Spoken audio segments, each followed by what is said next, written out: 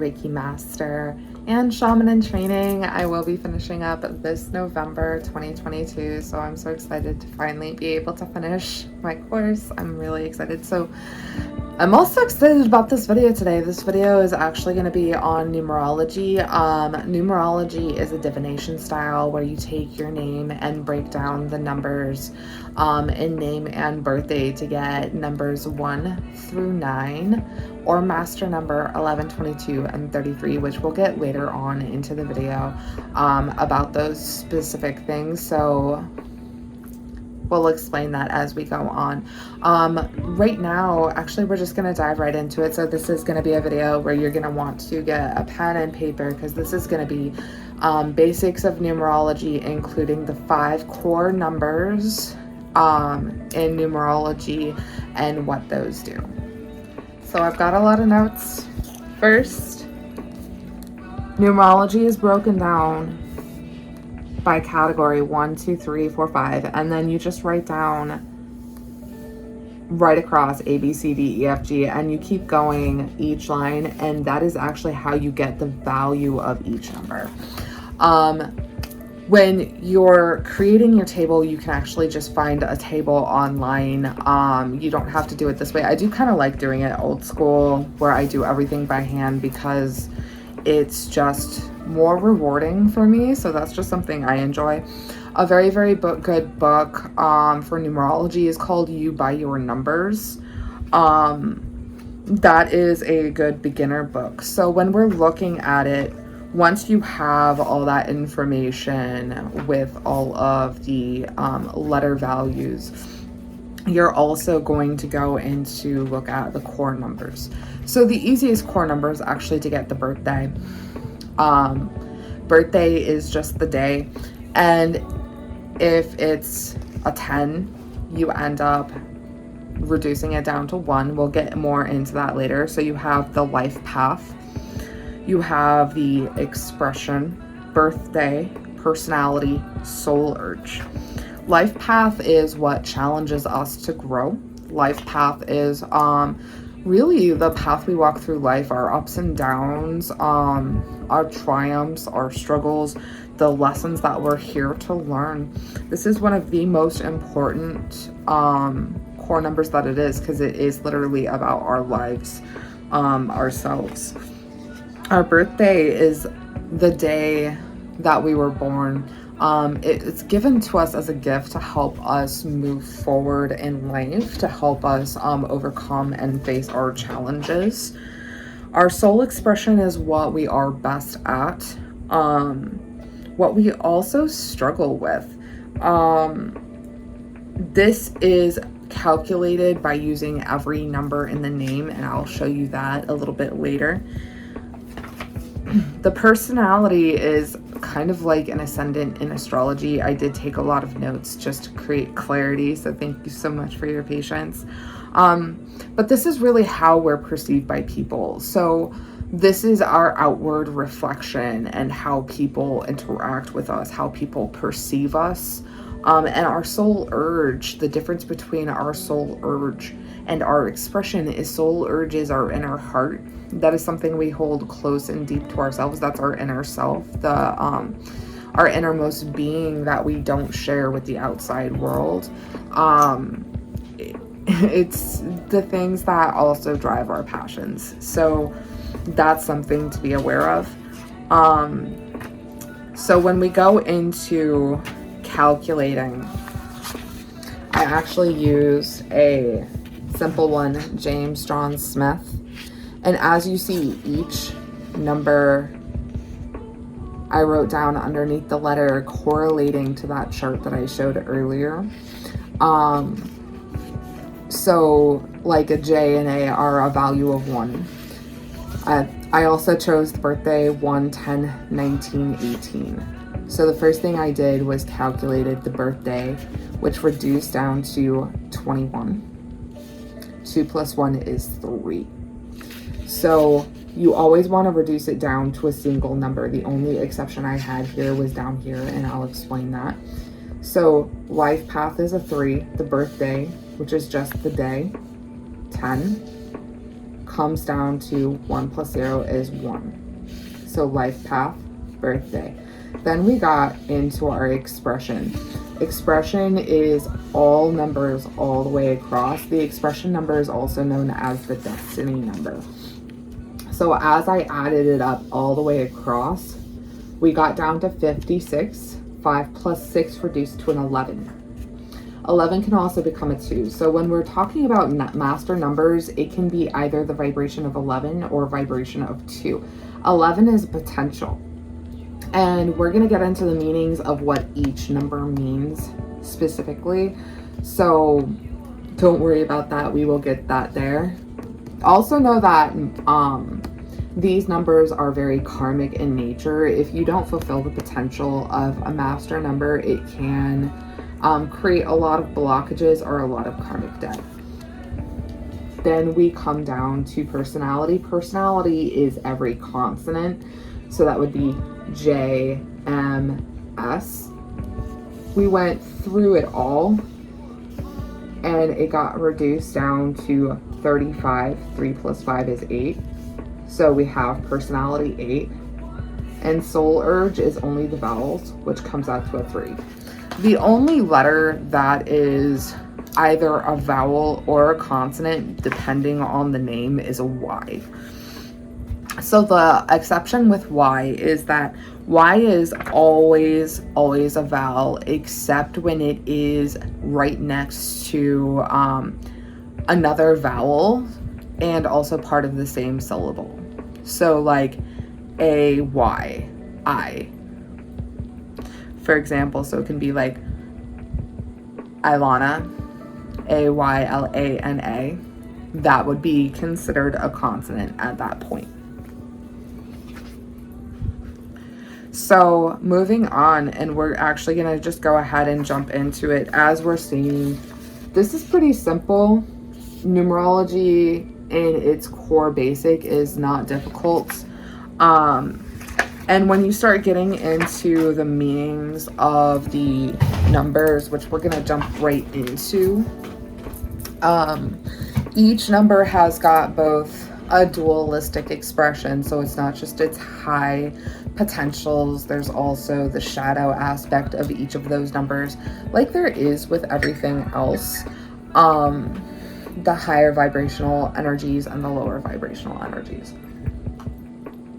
So for example, we'll start with number 1. I'm going to break it down into key phrases. Please know that all of the information I'm giving is going to be very encapsulated.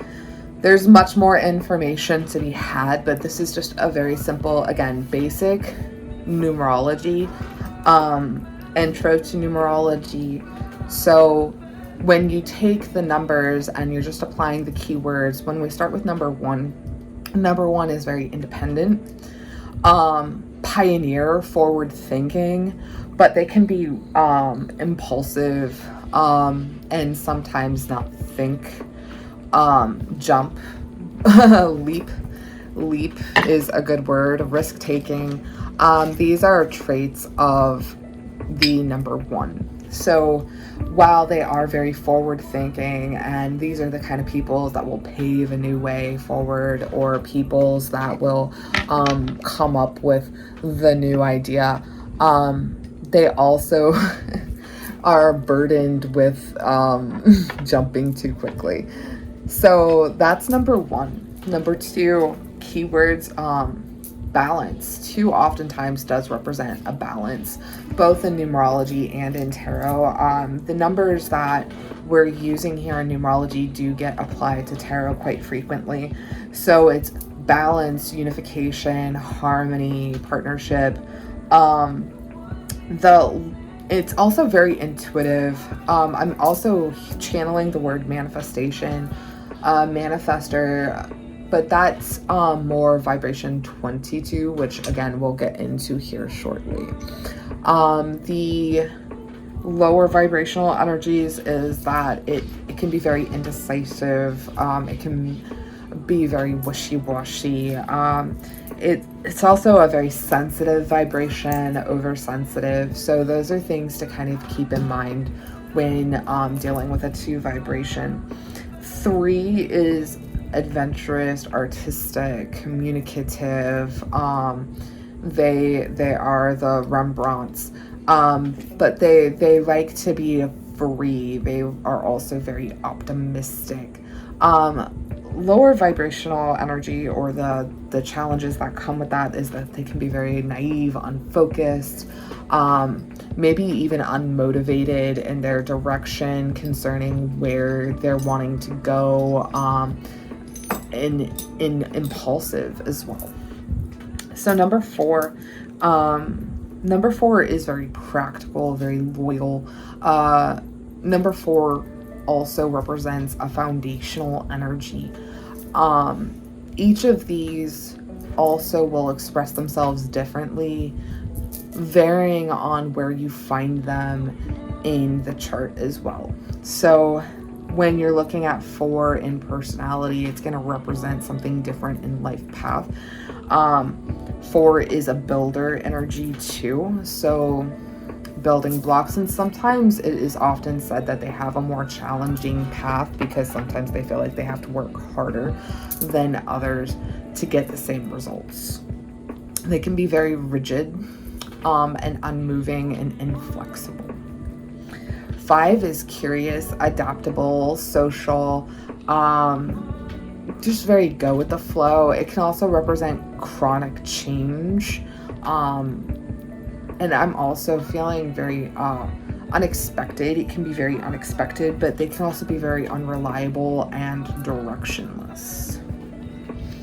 6 is a very supportive energy, protective energy, nurturer. They do like harmony and beauty. They're very family connected, very relationship connected. They are healers, but they can also, again, be oversensitive, overly empathic, martyrs into sacrificing. 7 is spiritually curious. They look for the mysteries of the universe. They are inquisitive, knowledge seekers, but they can also be overly curious. They can be too introverted or even disconnected. They can hide away, and also become very cynical or jaded. 8 is very ambitious. 8 is seen as a very strong career energy. It's famous in numerology for being about career opportunity, job. It can be famous for all of those kind of professional successes. But what it's less seen as is the karmic side. So 8 is the only equal-sided number that exists. And that's why it becomes karmic, because it's what goes around comes around. So it does have that very strong connotation to that. It can also be very entitled in person or authoritarian. So those are things to be aware of when dealing with 8 energy. 9, I hear the kitty. Don't worry about the kitty. The kitty's fine. I locked myself away from the kitty. The kitty is not locked away. All right. So 9. 9 is seen very much humanitarian. It's also known as a number of awakening. 9 very strongly also connotates a healer energy, but it's more macro, so big picture, whereas 6 as a healer vibrations more micro, so secular world, whereas 9 thinks more big picture group. They're very tolerant and supportive, but they have the same pitfalls as 6, where martyrdom, self-sacrificing, giving up too much. When we're also looking at cycles within 1 and 9, one of the ways that we calculate our personal year, so what year we are in. So if we were looking at James John Smith, we would do 1, 10, 20, 22. So that's 1, 2. We don't worry about the 0 because the 0 has no value. And then 2, 2, 2 because 20, 22. 2, 2, 2 is 6. And then we have another 2. John would be in an 8 personal year. That is how we calculate personal year as well. It's birthday to birthday. It does change every year. And the way that impacts our lives is where we are at in the flow of our own personal life. So when John hit a 9 next year, for example, John would be closing out energies. It's very karmic. Releasing things that no longer serve him would be what would be suggested. As he moves in to his 1 year, which would be 2024. So 2022 is an 8. He'd be finishing up karmic cycles, closing out things that no longer serve him, working on career and financial basis, moving into 9, creating a healing for himself, closing old doors that no longer serve him. So he'd be open for the fresh start on his 1 personal year. So 1 does also represent beginnings, and 9 represents endings. These are the ways that those particular numbers impact our lives. So when we're getting into 11, 22, and 33, so 11 as a master number, again, can be reduced to a 2. 11 is master psychic intuitive. So this would work out very well for John in his expression. People would see him as a very intuitive person, somebody who's very diplomatic, because that's another vibration of 2, because they like harmony.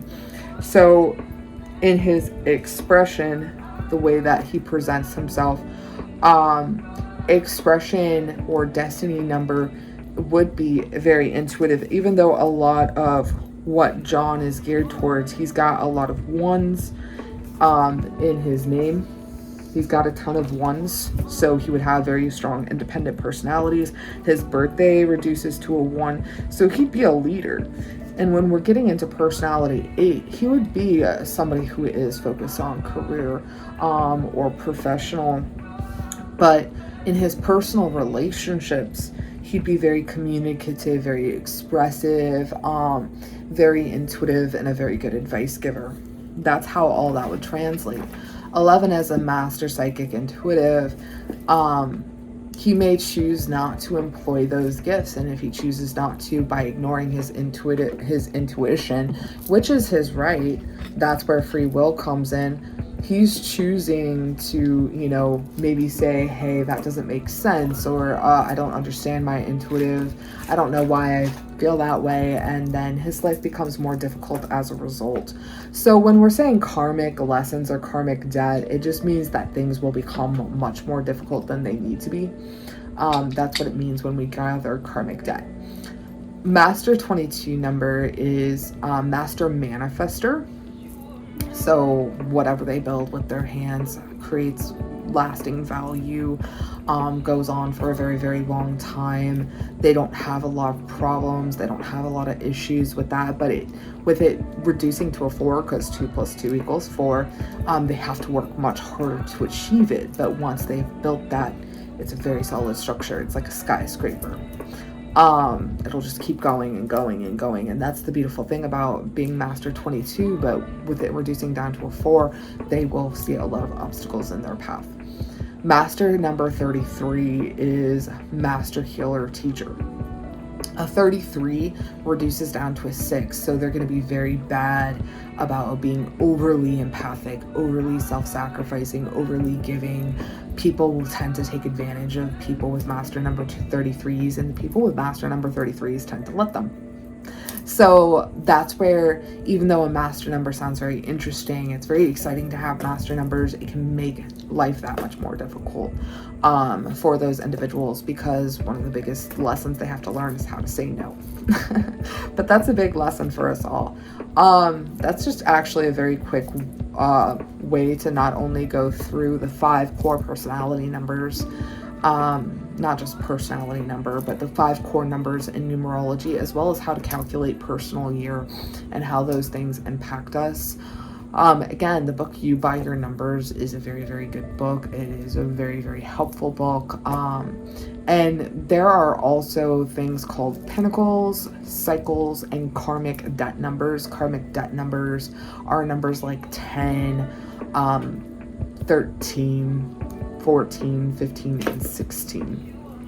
the way that those are calculated could probably be created in another video, but that's what you need to know for now. This is just a very quick way that you can use numerology, and you can also use what those numbers mean when you're seeing it in a tarot spread. So if you're getting like several 9s, that will tell you certain things, like it's creating a healing. Or if you see a lot of 2s in a reading, you may know that that individual needs more balance in their life.